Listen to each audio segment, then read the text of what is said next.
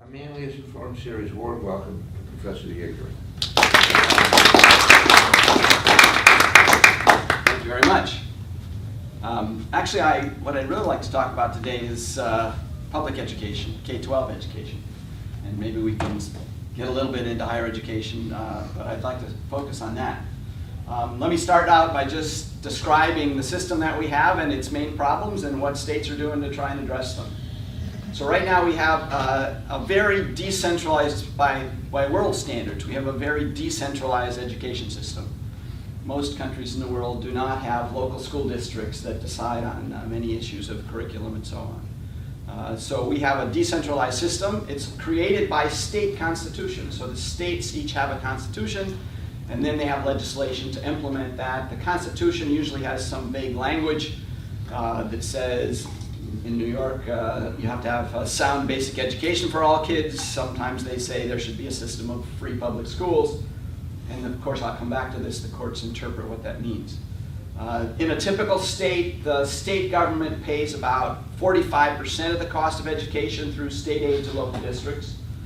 The local district pays about 45% of the cost of education through the property tax, and the federal government gives about 10% through its grant programs. Now that varies a lot from state to state. It goes from the state of Hawaii, where the state does 100%. There are no local schools in Hawaii. There's only a state school system. And there's some other states that come pretty close to that. There's some other states where a huge share of the money comes from the local level.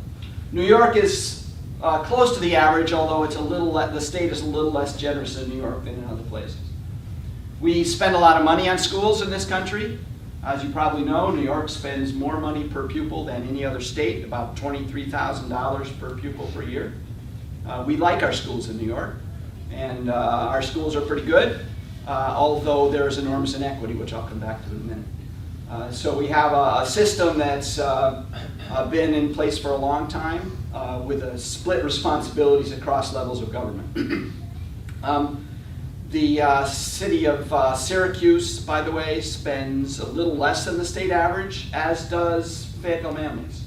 They actually spend about the same amount. The city of Syracuse spends a little bit more. And I'll come back to those spending numbers in a minute. So the key thing that strikes a scholar when he or she looks at what's going on in New York or most other states is that there's just enormous inequity in the outcomes. And the states do something about this, I'll come back to that, but the inequity on the surface is really quite striking. Let me give you a few numbers. The state does testing, as you all know, and it publishes every year the average score, or the average proficiency rate. And the proficiency rate is a cut point on the test. You have to score at least a certain level to be labeled proficient. And the proficiency rate is lower than you might think, because about 7 years ago the state went to some pretty hard tests. So the basic tests are pretty challenging. When they started out, actually, the state average was only about 30% reaching proficiency. It's now up to 40%. So the state average proficiency in both English language assessment and math is about 40%. The city of Syracuse has a proficiency rate that's about 12%. The Fayetteville Manlius School District has a proficiency rate of about 60% in English language and 75% in math. So 8% in the city, or excuse me, 12% in the city and 75% in Fayetteville. That's a really big difference. Some cities are worse than Syracuse. Rochester's passing rates below 10%, or proficiency rates below 10%. There's also been a big disparity over time in graduation rates. The graduation rate in Fayetteville Manlius is essentially 100%. There are always a couple of kids who don't graduate, but it's not really an issue in Fayetteville Manlius schools. In the city of Syracuse, it used to be well below 50%. Just think about that. Half of the kids who enter as freshmen don't graduate. Kind of an astonishing figure. Now, they've actually put a lot of effort into that, and now we're up to 60% in the city of Syracuse. So that is some improvement. Rochester is still below 50%. So these are they're great challenges, and I think it's important to spend a minute talking about why you get these big disparities, because you can't really understand our system. Again, it's a very localized system, and in that localized system, people have to compete for housing. You have to compete for getting into the places with good school districts. People like us are lucky enough to end up in a place with a really good school district because we can afford to bid enough to buy the housing here. And other people can't, and they end up in places where the schools are not nearly as good. Now, what do we mean by not as good? If you look at the city of Syracuse just as one example, this would be true for many other poor cities.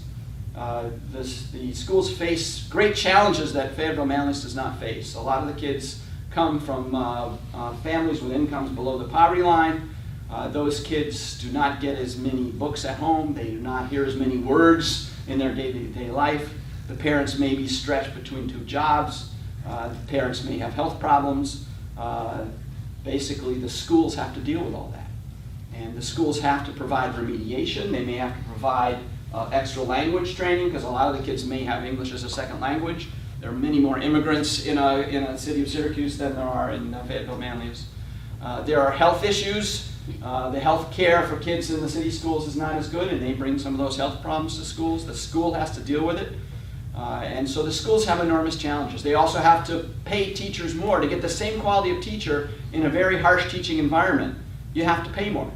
And a lot of teachers, maybe at the start of their career, are perfectly happy to go into a challenging environment. But over the long run, most teachers would prefer to be in a school district that's got a really nice, calm environment without a lot of these extra problems like Fayetteville Manlius than in the city of Syracuse. Now again, that's not all teachers. Some teachers are committed to staying in a challenging environment. And now these differences are very well documented, and they're very large in magnitude. Some of the work that I've done estimates how much more it costs to provide the same quality education measured by test scores and dropout rates to a kid who comes from a family with income below the poverty line compared to another kid. And the answer is it costs twice as much. It costs twice as much. So if you have a school district like the city of Syracuse that has a very high poverty rate, New York City has a very high poverty rate. The big cities in New York all have very high poverty rates. It probably costs at least twice as much overall to provide the same quality education. Remember, the spending in Syracuse and Fayetteville are about the same. So you know, there's just no way they can get the same performance out of it. And again, this is not the fault of the schools. It's not that the city schools are incompetent.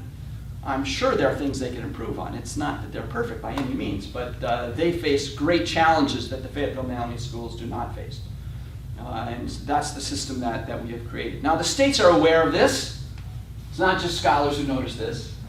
And in fact, almost all states have an aid formula that, first of all, gives more money to districts that have less wealth. So wealth is part of this, because if you have a really wealthy district, and Fayetteville Manlius is a relatively wealthy district, you may not feel that way, but it is. It can raise a lot more money at a given property tax rate than a poor district can.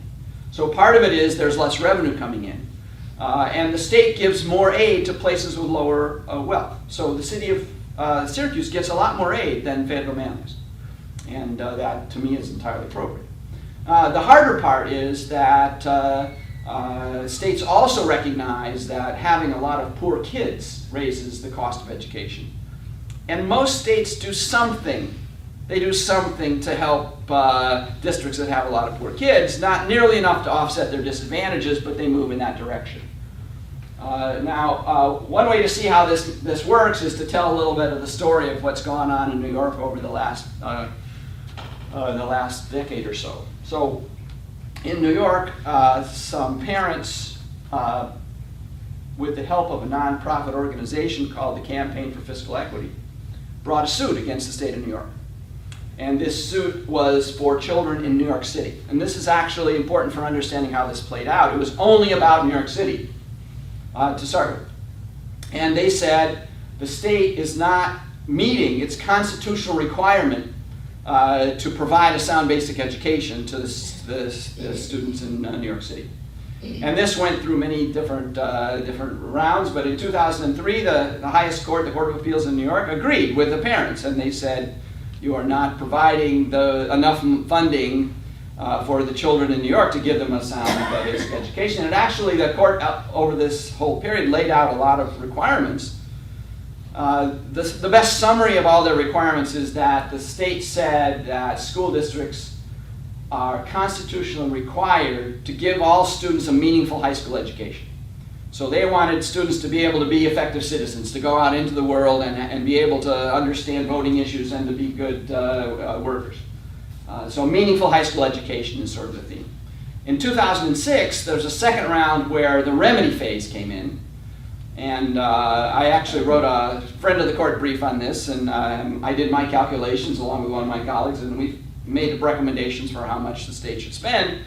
And the state hired their experts who were not quite so generous to the poor schools as we were. And it's actually kind of a political thing, intervened, because at the last minute, George Pataki, the governor at the time, was able to put his guy in charge of the Court of Appeals. And his guy actually walked in the middle of this case and kind of took it over and picked the lowest number of all the numbers for rewarding New York City. So New York City did get a little more money out of this, but not nearly as much as I thought, or for what that's worth. That was in 2006. Now, as you all know, shortly thereafter, Eliot Spitzer became the governor, and Eliot Spitzer wanted to be more generous toward the poor districts. And so did most of the legislature. The legislature decided that the principles in this case, even though the case only applied to New York City, the principles in the case were good, and they ought to be applied across the state. So they designed an aid formula that went into place in 2007 that gave a lot more money to the poor districts. It was these aid formulas are really hard to design. This is a technical issue, it's complicated, but basically the idea is let's use the data to figure out how much more it costs to educate a kid from a poor family, and let's count the number of kids in poor families in this district and give them more aid to compensate. So they made a very serious effort to do that. Well, this was going to get phased in over time, and it started to get phased in, and then the recession hit. And so basically the state legislature said, oh, never mind. And they passed something with the most misleading name of all time. They passed something called the Gap Elimination Adjustment. And the Gap Elimination Adjustment was eliminating the gap in the state budget. It had nothing to do with gaps at the school level. So basically it took away the extra aid that the poor districts got. And we still haven't gotten back to the 2007 aid formula. We don't have the Gap Elimination Adjustment anymore. We finally got rid of that. But while all that was going on, they changed the aid formula, fiddled the age formula, and so on. And actually, last year, Governor Cuomo proposed getting rid of the calculations for poor kids entirely and just have a politically determined aid formula. And he was headed off. The legislature did not go along with that, but there is no longer a nice agreement that the state should be trying to calculate how much it costs in a poor district to educate kids and giving them aid that's appropriate. So we're not in consensus in that anymore, although it's still a debate. I'm actually going to be at a forum that's put together by the New York Association of School Business Officials, which actually does a lot of public work on education aid, to present my ideas on how you estimate these costs. So it is still something that's being debated. But it becomes very political because we already, as you know, spend so much on education. We like our education in New York. We also like places like FM, which have incredibly good systems and much better education than some others. We have art programs and music programs, as you all know. They'll blow your mind. They're just spectacular. So it's very difficult to take money away from those districts because we like those districts too. So it's very hard to come up with a compromise where we're already spending so much and we like our really good districts and we want to help our poor districts, and it's very hard to come up with a balance there. You had a question? So do STAR exemptions on property taxes, are those from the schools, or do those come out of the school's budget, or do those come back from the state's budget? How do those affect school systems, if at all? Sure. So the STAR program, as you probably all of you know from your tax bills, gives an exemption from school taxes. And what that means is that the first $30,000 of your assessed value is not taxed. And what happens is it comes off of your tax bill, and then the state reimburses the school district. So it's not money that the school district pays, it's money that the state pays. It's actually a substitute for state aid, and I've written quite a lot on this. It's not nearly as redistributive as state aid. So what happens is you have the STAR budget, which is almost $4 billion now, between 3 and 4 billion. And that's money that could be put into an aid formula that had fairness objectives in it.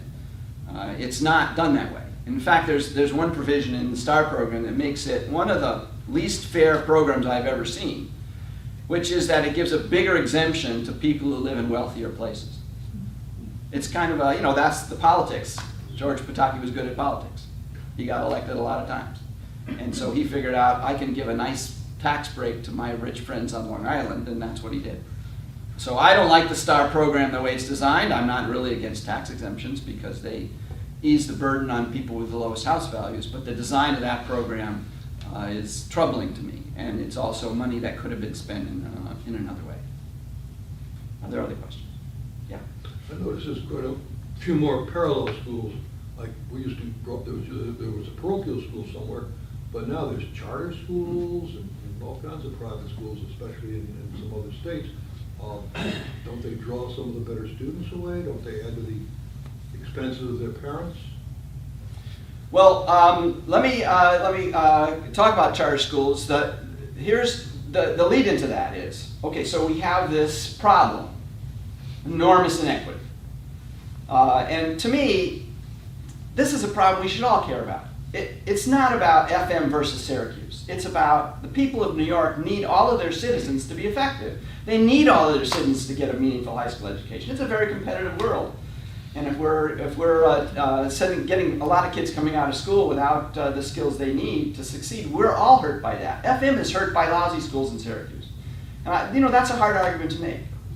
People have a very narrow view of the world. But now let's suppose you agree with me, right? We want to improve the schools in Syracuse. And you don't want to just dump money on them. This is not just a matter of, we just dump money and everything gets, well, you have to figure out how to use that money. And of course, it should be used responsibly. Of course, there are accountability issues. Of course, we should hold schools accountable. Of course. And there's been an enormous amount of research to try and identify strategies to improve schools. Now, one example, I don't know the details of this, but one example is apparently they found some strategies to improve the graduation rates in poor schools. So they try to identify kids early who are in danger of dropping out, and they give them extra services, and so that seems to help. But now for test scores, it's a lot harder. It's hard. Now there are many different approaches to this. Let's talk about charter schools. Charter schools is one of the most popular right now.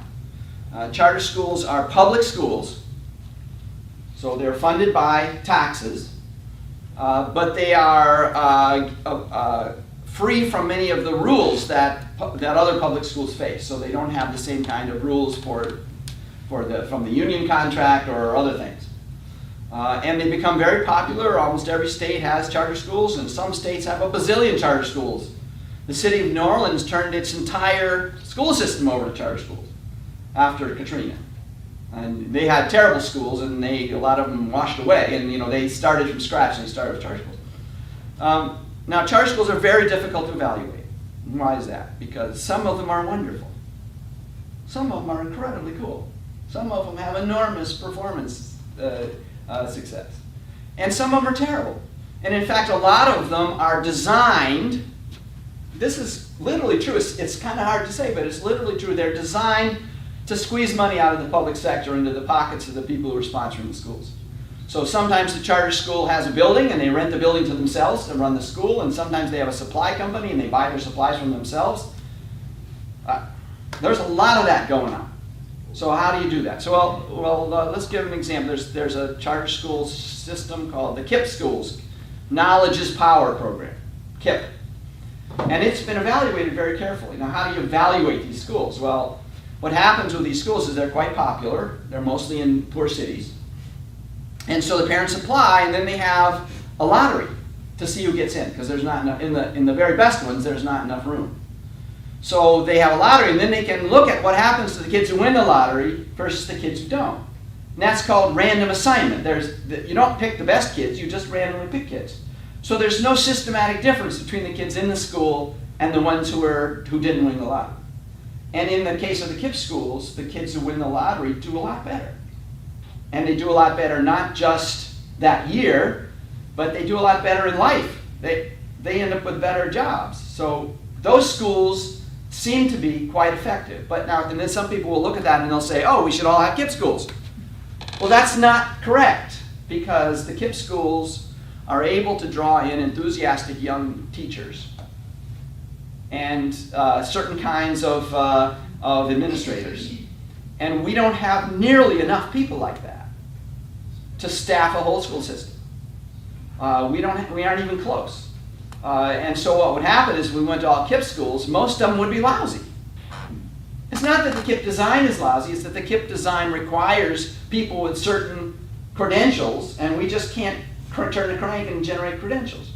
Another example that makes that point even stronger is there's some good evidence from scholars that smaller class sizes help. So if you have an elementary school that's got 15 kids in a classroom, the kids do better than if there are 30 kids in the classroom. And this is particularly true for low-income kids. They benefit a lot from the extra attention they get. So California decided, well, here's this result, let's just make all our schools smaller. So they put an enormous amount of resources into cutting classroom sizes. Now you can imagine this is expensive, because if you were to go from 30 to 15 kids, you've got to double your teachers, and teachers are 80% of the spending in schools anyway. So that's really expensive. But California did it, and the test scores went down. And they said, oh my gosh, what's going on? I thought this was going to help. And they didn't realize that if you're going to double the number of teachers, you have to pick crummier teachers. Right? There aren't all kinds of great teachers just sitting out there waiting to be hired. There are a lot of less qualified teachers that are waiting to be hired. And so that's who you hire. And so the advantages of the lower classroom were offset by the disadvantage of having less qualified teachers. Also, I think the role of teachers is very important, and this is an incredibly complicated subject.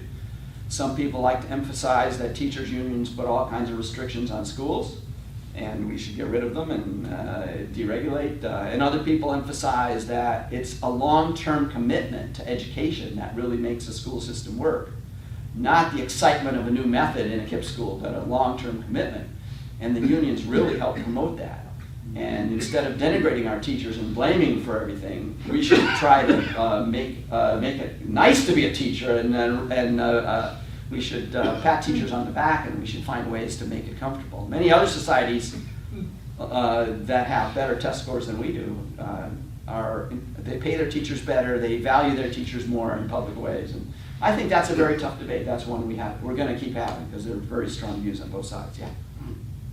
There is a truism in business that you get what you pay for, and that if you give somebody responsibility for a job but no authority, you guarantee failure. That's exactly what's happened in the urban schools. A school teacher is not even allowed to send a kid to the principal's office any longer. There is no authority at the teacher level. That's a guaranteed system for failure. You mentioned some very interesting things here. The proficiency rate of 10% and graduation rate of 60 in the schools. And what I'd like to ask is, how many kids fail? How many kids are not passed from the 9th to the 10th grade? From the I don't know the 11th to answer. the 12th. That's an important number. I don't teach, but I coach in the district. You mentioned urban schools and the whole thing. I coach in a rural district that has a 90% assisted lunch program. It's very impoverished. What are the numbers there? Urban schools, major cities, vis-a-vis rural schools, as far as money responsibility. Albert Einstein said that the definition of insanity is if you keep doing the same things over and over and expect different results. We are working from a public education paradigm that goes back to the 1800s. Well, let me respond to a couple things on the question of accountability and discipline. So a few years ago, one of my colleagues took her students to Wellwood and then to a junior high school in the city. And in the city, they went to the city and said, well, what happens if a kid misbehaves? And they said, well, we have a difficult time with that because we can't afford a security staff. So what happens is the teacher presses a button in the classroom and a volunteer, retired teacher, takes the student out of the classroom, the one who's misbehaving, and lets them watch a movie. Ooh. Right? And they didn't have any, they didn't have the money to hire the people they need. Now this is a challenge. That's not a great solution. Nobody likes that solution. But they don't have the money to hire the kind of counselors and that they need to handle it. Now they've improved on that a lot, and that's shown in the dropout rate. But part of it is accountability. Part of it is funding. You got to fund your teachers first, and you can't let them go out of the classroom because if they go out of the classroom, the behavior gets worse for everybody. Now then they went to Wellwood and they asked the vice principal who they were talking to, what happens if a student misbehaves? And he said, what do you mean? What are you talking about? The environment is just very different. So I think we do have to recognize that there are important accountability issues, and we do have to hold schools and teachers accountable. But here's the thing I always emphasize. If you don't give people the resources they need to put in place programs that allow them to handle the problems they face, then it's crazy to hold them accountable. You give them the resources and then you hold them accountable, and we haven't found that balance. Here's one of my favorite questions. Ask any urban football coach what kind of problem you have with truancy, tardiness, or no-shows. The number will be close to zero. Zero. My solution is very simple. That's where you start. How do you conduct your classroom and your school and academic environment like a football team? Oh, by the way, it's been done. Well, the nice thing about a football team is kids want to play. Bingo. That's exactly right. It's selective. Yeah. Hi, I'd like to just make a couple of comments because this is just so close to me. I spent 30 years in education, and during that time was principal of a charter school here in Syracuse, as well as public schools, and for a few years, parochial schools.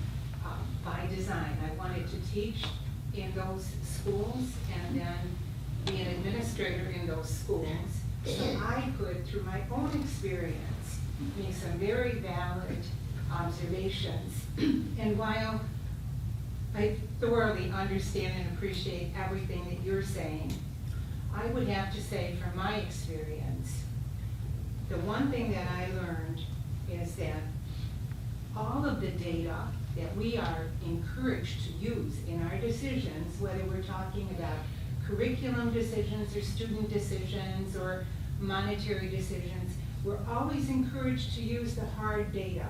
We are never encouraged to use our intuitive knowledge of human beings and to look at society the way society is developing and how in our country society has dramatically changed. Looking at everyone in this room, I would say we're roughly the same age, okay?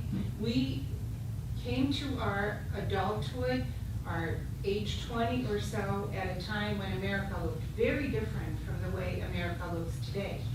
We also measured things very differently at the time when I was 18. We paid for things differently, we worked differently, we had different goals and values as a nation. And yet today, we are expected to take those values, keep those values, superimpose upon them the new values, fund it all, and somehow come to some kind of database decision that says every child, regardless of whatever is going on in the background, should be achieving certain minimum standards. Well, that's beautiful. That's really great. But the best we could probably do, and again, experientially, is to say every child can improve. But to say that every kid, like politicians like to say today, and I don't need to name people, but that every kid has to go to college. Well, for God's sake, who's going to clean the septic tanks? Who's going to pick up the garbage? Who's going to build houses? Why do they have to go to college? Okay? Most recently, I was teaching classes at one of our state universities. And basically what I found, I told my dean, I think I've reached the point where I no longer can teach these classes because my expertise as an English teacher does not go down below the 6th grade level. And my students are coming in requiring teaching methodology and content that was appropriate to the 6th grade when I started teaching, okay? That is a travesty, especially when we're spending the money that we're spending. I think that universities and politicians oversimplify the problem, and I think our population is encouraged not to think about things intuitively. So I'd kind of like to leave you with that thought. Well, I appreciate your experience in bringing your thoughts in there. Let me just respond with a couple things. The question of what you can expect from kids in different backgrounds is really the key here. You know, some kids, again, as I said, they come into school with a lot more challenges than other kids. Now, not everybody from a poor family comes in with all those challenges, but some of them need extra remediation and extra health care and extra counseling, and it's very hard on the schools. One of the issues that was litigated in the Campaign for Fiscal Equity case was whether the schools are responsible for addressing those things. And actually the Pataki administration argued in court that it wasn't the school's responsibility to offset the challenges that poverty brings into the schools. And the court said, yes, it is. The court said you have to set standards for all kids. And I agree with you that there's kind of a tyranny of things we can measure. You know, that's certainly true. But sometimes there's some good parts about that. So in the case of test scores, when we started emphasizing test scores, and this happened before the federal No Child Left Behind Act, states were starting to emphasize test scores, we discovered how terrible the test scores were in a lot of poor places. And we didn't know that. We weren't aware of those differences. And it's certainly not possible for us to snap our fingers and get rid of those differences. These are really hard challenges. The fact that some kids need remediation when they come into school, you know, that's a great challenge. We don't have to face that in FM, but Syracuse, they have to face that. And the state says, the city of Syracuse and its state sponsors, because the state is the overall overseer of this, are responsible for doing that. Now, my own view is that we have done a poor job holding states accountable. So one of the things that the state of New York does not do is it does not collect good data at the state level for doing analysis. It's kind of maybe surprising given your statement of how much we emphasize the numbers, but they don't want anybody studying what's going on in New York. They don't want scholars to look at it. It's really quite amazing. They also do not do experiments. They don't say, somebody in another state has found this really good program, and it really helps make sure that kids don't get to 6th grade still reading at a 3rd grade level or whatever it is, right? It's a really good program. New York ought to be running experiments to see if that really works in New York. They don't do that. Now that's because they don't put enough money into the State Department of Education to do that. I think also it is easy to lose track of things. I agree with you totally when you focus on numbers. The 2001 No Child Left Behind Act is a classic example of something that's really silly when you look hard at it. So this No Child Left Behind Act said that by 2014, every kid in every school had to pass every test. That was in the law. I mean, how can you imagine something so silly? Now, on top of that, it said that your progress is going to be measured by the test you pick. So a lot of states were saying, well, it's kind of hard to make everybody pass every test, so let's make the tests easier so it looks like we're making progress. So the federal government was trying, okay, let's be generous, they were trying to create an accountability system that pushed people to behave better so they get federal money, and okay, that might have worked, but it was just not a very good design. Now, by the way, there's a new law, and instead of putting everybody succeeds into the law, they just put it into the title. The new title is the Every Student Succeeds Act of 2015. So we don't know how to do it, but we put it in the title of our legislation. Yeah, so, yeah. when it comes to the city of Syracuse, how do you get the kids to want to go to school that they really don't want to be there to start with? They'd rather be out on the street corner.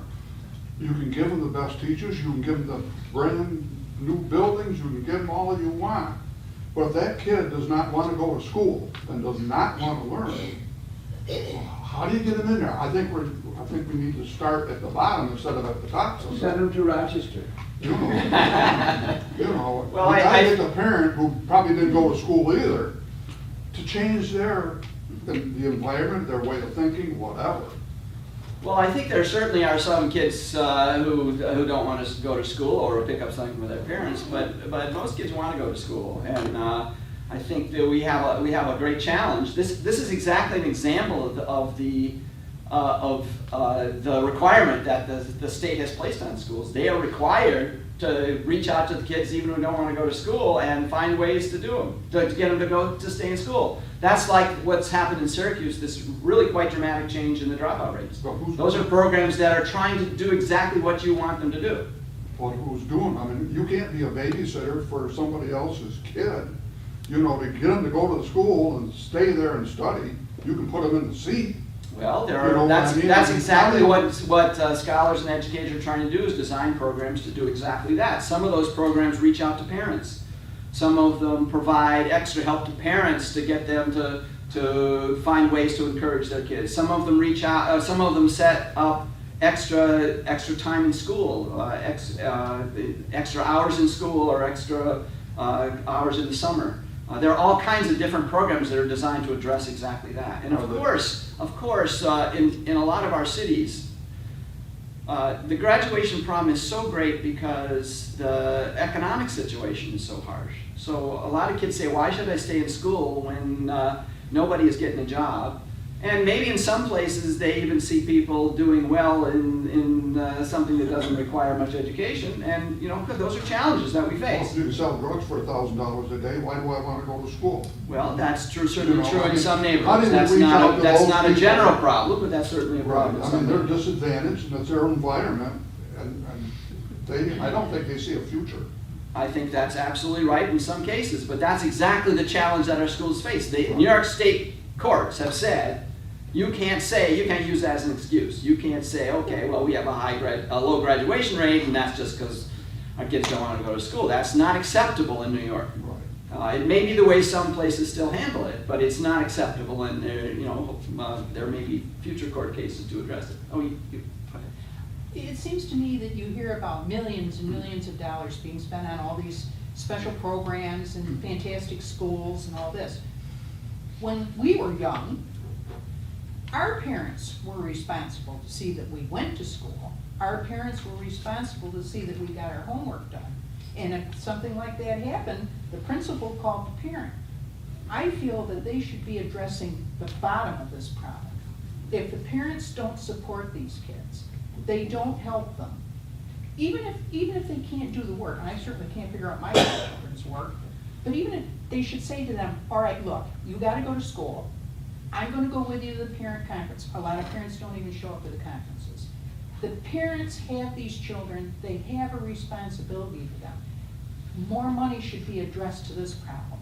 Educating the parents, getting them involved. Well, actually, there are a lot of programs that try to do that. There are a lot of programs that do that, but parents are not governmental employees, so there are limits to what can be done there. But certainly, people realize the important role of parents. There actually are a whole lot of different programs called whole school reform programs that try and look at all the dimensions of schooling, that to look at the interactions with parents, the interactions between teachers and principals, the interactions between teachers and students, all those things. And it's a very active area of research, and some of the programs seem to help, and some of them don't. So it's a very hard problem, and surely that's part of it. Surely we would like to have parents more involved. Yeah. This is an incredibly complex area of public policy, as has been evidenced by the questions that have been asked. But if it was politically feasible to spend the quantity of money on poor urban schools that you might desire, making your calculations as to what would equalize inequities, And if you actually had that, if they had that money, if the Syracuse City School District had that money, have you studied what the likely improvements in overall student performance, graduation rate, test scores, all of that might be if? Well, yes, there because are a lot of there's so many- studies. there's Let me so give you many a couple of factors. examples. One example is, you probably know this, but there's a very large academic literature on the impact of pre-K on student performance. And it's a kind of an unusual literature because the answer is almost universally that pre-K has enormously positive impacts. Not just immediately, like in your first and second grade, but also when you get into the job market. People who go through a high-quality pre-K program compared to randomly assigned kids who didn't. There are lots of random assignment There's so studies. many Have higher wages, they're more likely to be employed, and so on. There's so many- But that is, and running a good pre-K, which New York is trying to get everybody to do, and there's been movement in that direction, it's not enough to eliminate the gaps. It's a step in the direction of eliminating the gaps, but it's not enough. And I think it's the other thing to say is, we can identify some programs that help. Smaller class sizes help as long as you have good teachers. Pre-K helps, that's an example. There are these dropout programs undoubtedly help, these anti-dropout programs.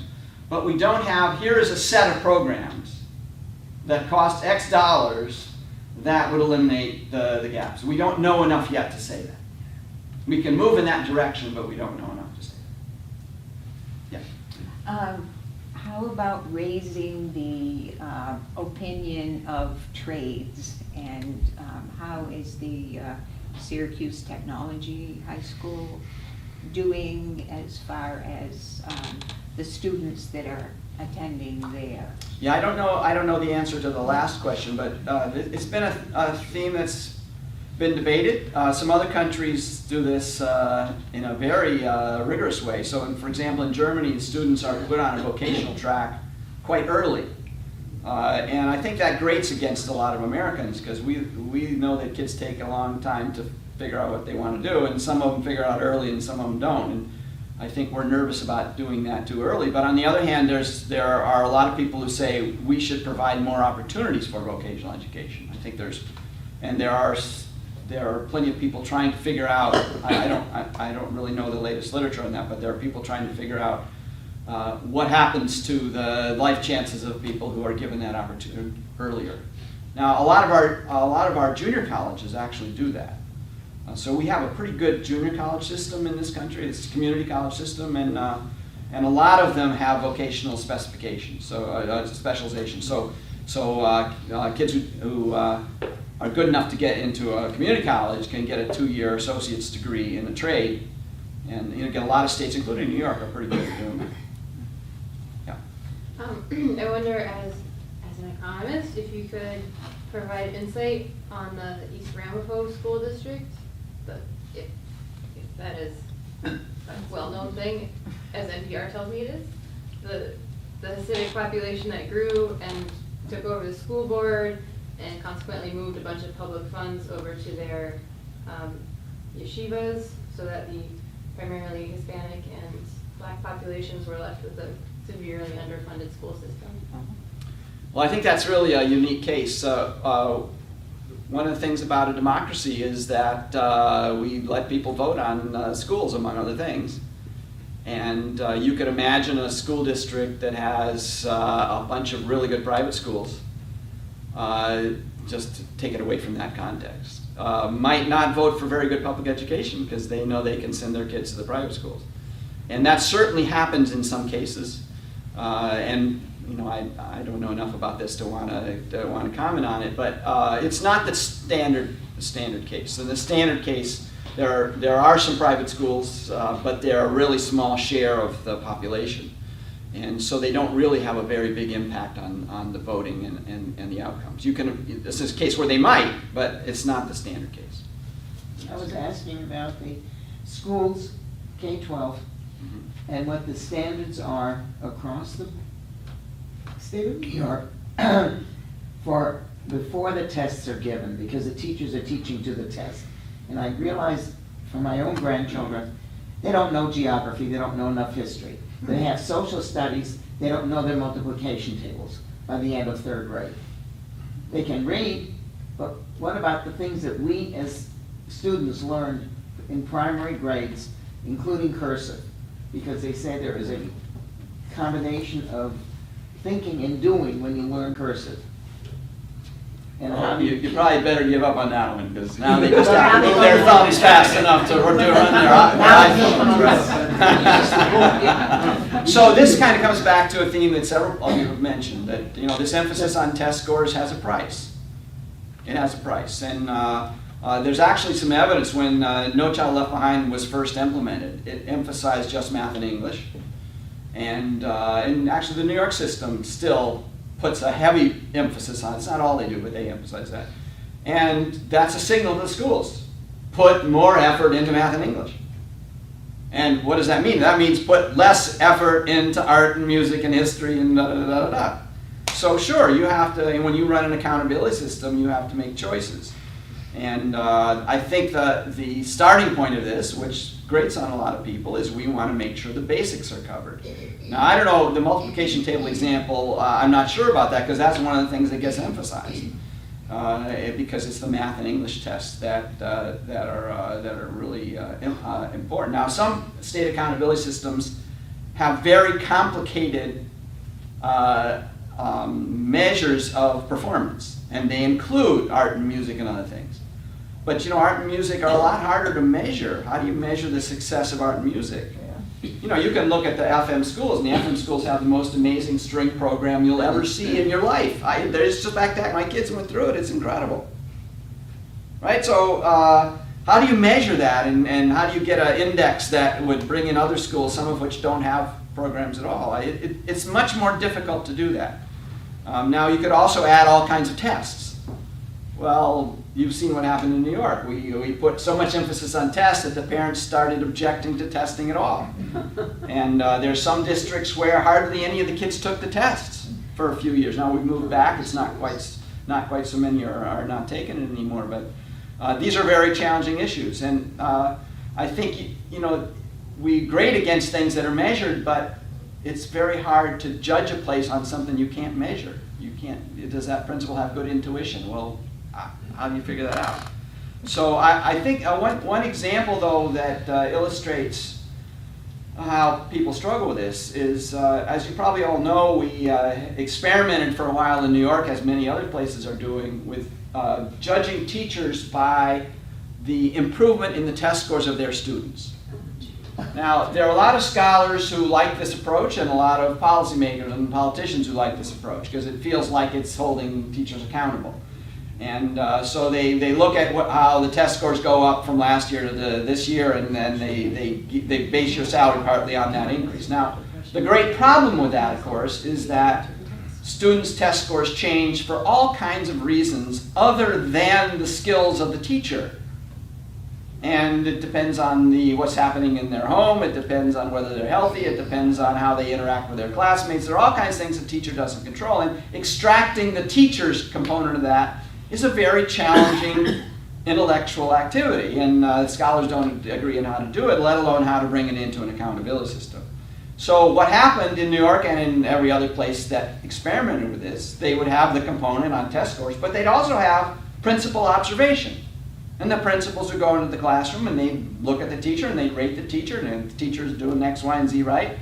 And that's fuzzier, but it's still important, and it's an attempt to not just focus on test scores, but an attempt to bring in, to the extent you can, the knowledge and perceptions and intuitions of people who have been in this business for a long time. So nobody is going all the way to test scores, but finding good alternatives is a challenge. Yeah. What's the relationship in the city of Syracuse between the city government and their Board of Education with the funding? Yeah, so Syracuse and Fayetteville Manlius have very different systems, and we have an independent school district in Fayetteville Manlius, which has boundaries that don't correspond to any other governmental boundaries. In New York, we love boundary overlapping, and so we have the crazy hodgepodge of local government. But the city of Syracuse, along with several other big districts, the school district the school department is part of the city government. So the voters do not have elections for the school taxes. They vote on the overall taxes, and then there's a conversation between the school board and the governor and the city council as to how much the school should get. So the mayor and the city council do have input in the budget with the school board members? Well, it's more the opposite. The school board has some input with the mayor. Okay. Right. Okay, so the mayor Yes. is ultimately the one Yes. who oversees it? That's correct. Now, the mayor does not run the schools. This is actually another issue that's been debated recently. It was in the, I just read this in the papers. I haven't followed this too closely, but some of the mayoral candidates were pushing for mayoral control of the schools. That's different. So the administrative control of the school is still with the superintendent, and the superintendent is hired by the school board. But the budget is ultimately decided in conversations, of course, by the mayor. The city of New York has mayoral control of the schools. The city of Chicago has mayoral control of the schools. Some people think that makes a lot of difference because it's easier to hold a mayor accountable than a school board, which is much less visible. Some other people think that it actually undermines accountability because the mayor's interests are not the same as the interests of the school officials. And so I think that's a very unsettled issue, and you get, I don't know the answer to that one. I really, it's very hard to study because there's so few examples. If you want to, from the perspective of a scholar, if you want to untangle something, you have to have a lot of different examples that look different. You want things to vary. And so now we have 2 or 3 big cities that have it, and they could be, whatever is happening to them might have something to do with mayoral control. It might not. It might have to do with something totally different. So it's a very hard one to sort out. But yes. Do we have time to discuss what I consider sort of out of proportion college tuitions? How they got proportionate to what people are earning now? It seems like it's a much larger proportion that you need to put into that than we did when we went to school. Well, we can turn Are you to account- terms on that if you want to, but let's just see if anybody else wants to ask about K-12 College first, and we'll come back to college tuitions. Yeah. Do you have any statistics of where currently the United States public education system ranks against all the Western world? Yeah, actually there are some international tests, and the international tests do not, put us fairly far down among the industrialized countries. I think those tests are probably a bit misleading for 2 reasons. One of them is that most of the other countries don't have nearly as much inequality as we do, and inequality clearly, all we've been talking about today is how that inequality shows up in test scores. The other reason is that the international tests are based on students who stay in school. And a lot of other countries, like sometimes you'll see a country like Vietnam has higher scores than the US. Well, most of the kids in Vietnam don't take the test. And so it's often very hard to make good international comparisons. So I think if you look at our good schools, they're at least as good as anybody else's, but we have a lot of inequality, and our poor schools are a lot worse than the poor schools in most other industrialized countries. I wanted to ask about what your feelings are about the consensus efforts, excluding education, and even if it was politically possible to include education, is that a good idea? Make one large school district for the metropolitan area. Well, on the first point, I think there probably are some little things that can be done that would save a tiny little bit of money to coordinate things like payroll departments and so on. There's no evidence that other kinds of consolidation will save a lot of money, despite what you read in the paper. And I've actually done a lot of research on consolidation of school districts. And the nice thing about consolidation of school districts is you can actually observe what happens to performance and so on, and you can get a much tighter answer. And in that case, consolidation of really small school districts saves a lot of money for those districts, but because they're so small, it doesn't save much money overall. Now, in the case of the role of the schools, to me, it's ridiculous to talk about consolidation without thinking about schools. It's just, but schools are really hard. And the key issue is not about saving money. The key issue is what we've been talking about today, which is that you would, if you were able to consolidate in some way, you would spread out the resources and the problems in a way that ought to make the outcome much fairer. Now that's part of why it'll never happen, because the suburban schools see themselves as losing, and they would never agree to it. So we're not likely to see that kind of consolidation. And I don't really know of any state that's moved dramatically in that direction. There are a few cases of cities that have consolidated with some of their suburbs and brought in the schools. There are a few examples of that, but not very many, not enough to kind of have a very clear idea of what would happen. Again, it's a small numbers problem. Those places were pretty weak. Yeah. You mentioned budget quite a few times and the expenditures per student. Do you have any figures on the detail of those budgets, the breakdown of those budgets? Here's where I'm coming from this. In most countries, sports and after-school activities are not a part of the school program. They're done by clubs, they're done community and the rest of it. The United States, sports is a very large number. Almost We a do like our shocking sports. number that I've ever seen. Do you have any specific numbers on that? I don't. You can go to the comptroller's office. They've put the budgets of all the schools there, or the New York State Department of Education. I'm sure you can find that. But I don't know. I don't know the answer to that. Yeah. So what is the justification and the effect of using public funds on things like vouchers, like DeVos is so interested in, or locally busing, whereas I understand if you live in Cato and you want your child to go to the Catholic school in Auburn, your school district pays for the busing to that? So what kind of effects? Well, vouchers are another interesting topic. It's another way of trying to give parents more alternatives. And it kind of came along at the same time charter schools did as a way to give more alternatives. The evidence on vouchers is also reasonably consistent, indicating that they don't really help. And in several cases, the studies have found that they really hurt. And I think those studies are not given a lot of attention because the people who want to promote vouchers don't want to acknowledge them. So I personally am much less concerned about charter schools than about vouchers. The thing about charter schools is they can be troubling, and we have to be very careful how we do it, but some of them are good. They're good experiments. We've learned some things about good methods that are going to be helpful.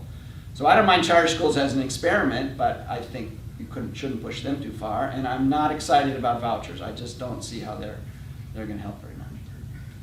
And what's your attitude to the selection of schools in New York City where parents living in one community send their children into Manhattan or into Brooklyn because the schools are better?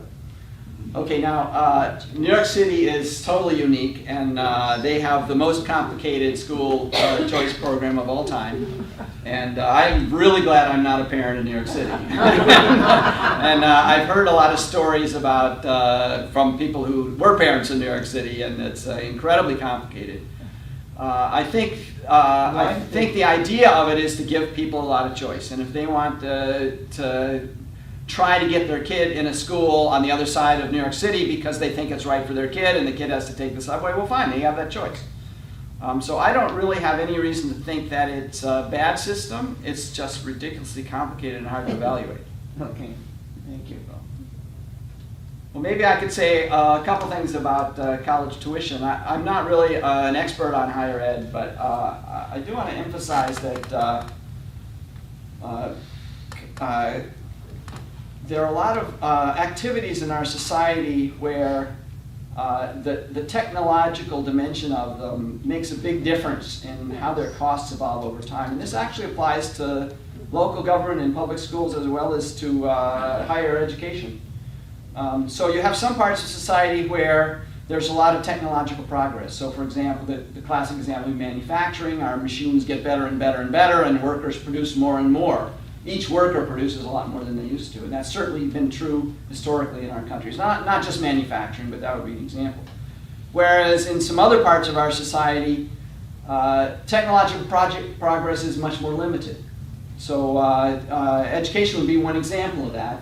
It's the interaction between teachers and students that that takes place that is the main part of the production of education, and it's hard to get rid of that. Now, we're experimenting. We have online classes that reach a lot more people than they used to, and there's a big debate in academics about the role of online classes, but for the most part, that's still on the edges. That's not the main thing.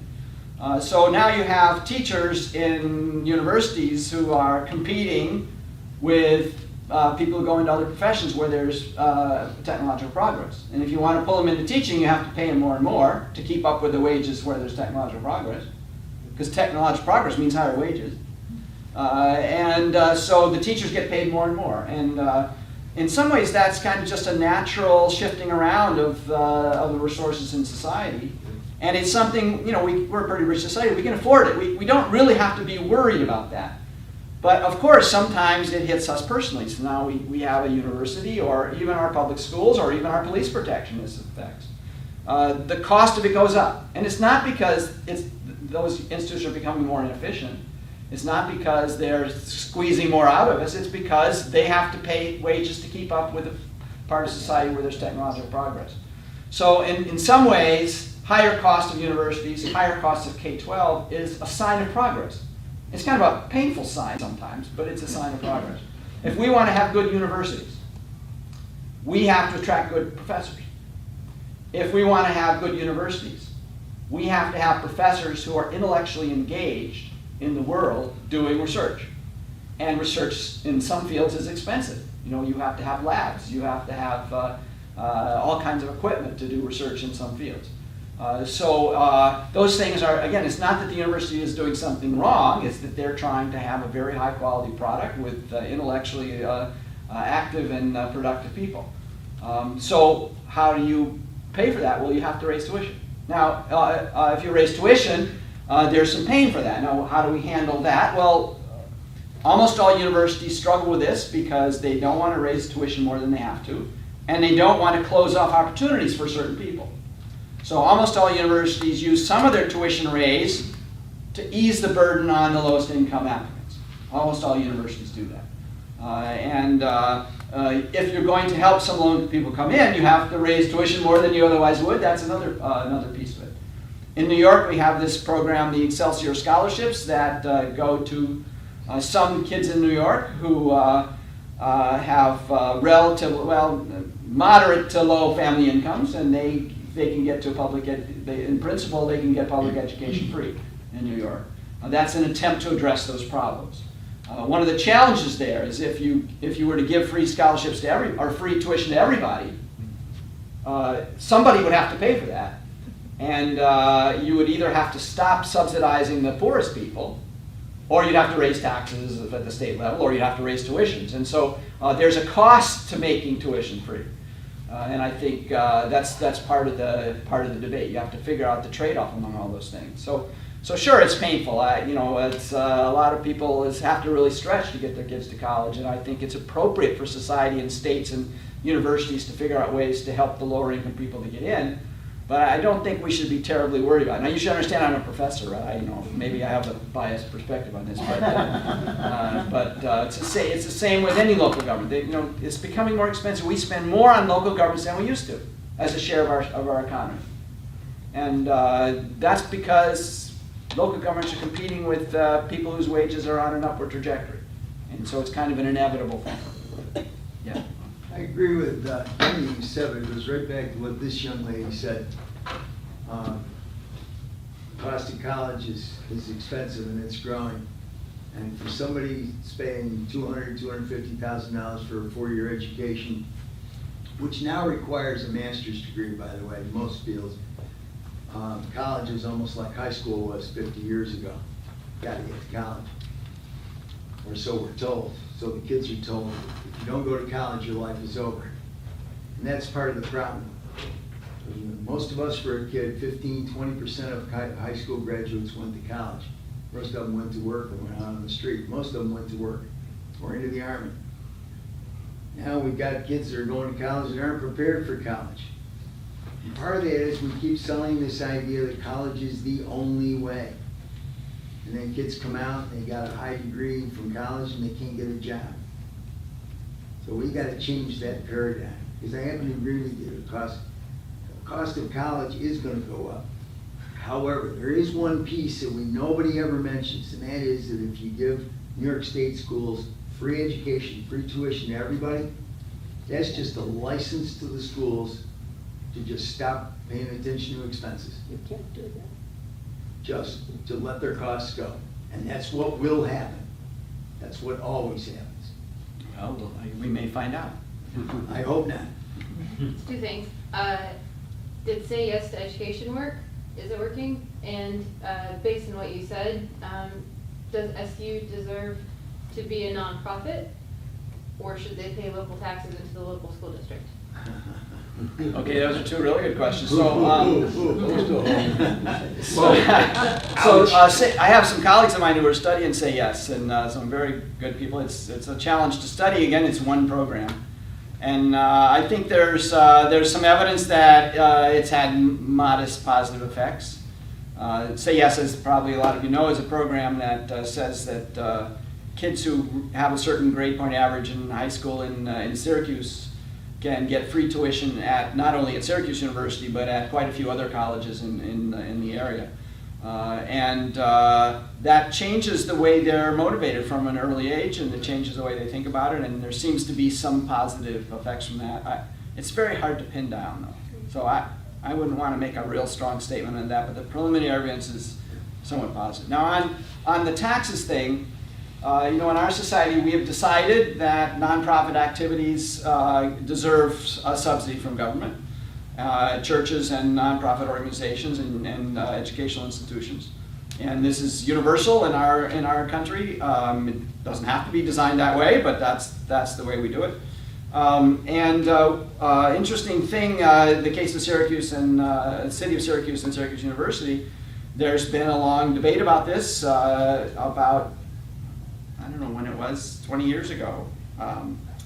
The cities started saying they are going to charge tuition for non-academic activities, like the Paul McCartney concert on Saturday.